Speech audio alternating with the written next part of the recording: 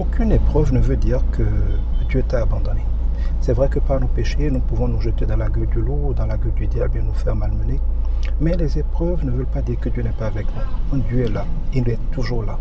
Il est en toute chose, il est l'essence de toute chose et il ne nous abandonne jamais.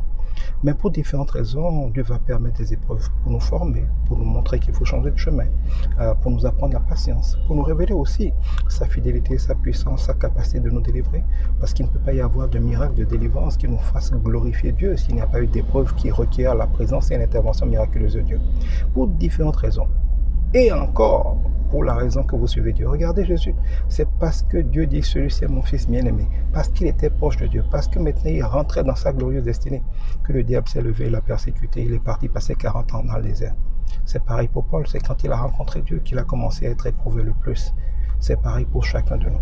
Parce que le diable n'aime pas Dieu. Chaque fois que vous allez être de plus en plus proche de Dieu, être sur le point de prendre un des chemins que Dieu vous invite à prendre, être sur le point de faire l'une des choses que Dieu vous invite à faire, le diable se lèvera et vous persécutera. Et parfois, et souvent, Dieu va utiliser ces choses-là, comme la vente de Joseph par ses frères, comme l'esclavage, comme la prison, que le monde voit comme des signes que Dieu vous a abandonnés. Dieu les utilisera justement pour vous élever, pour accomplir ses promesses. Ne regardez pas aux circonstances pour douter des promesses de Dieu. Sachez que votre Dieu se glorifie, y compris et par les circonstances malheureuses, les circonstances adverses. Regardez à Dieu, faites-lui confiance, pas qu'il advienne.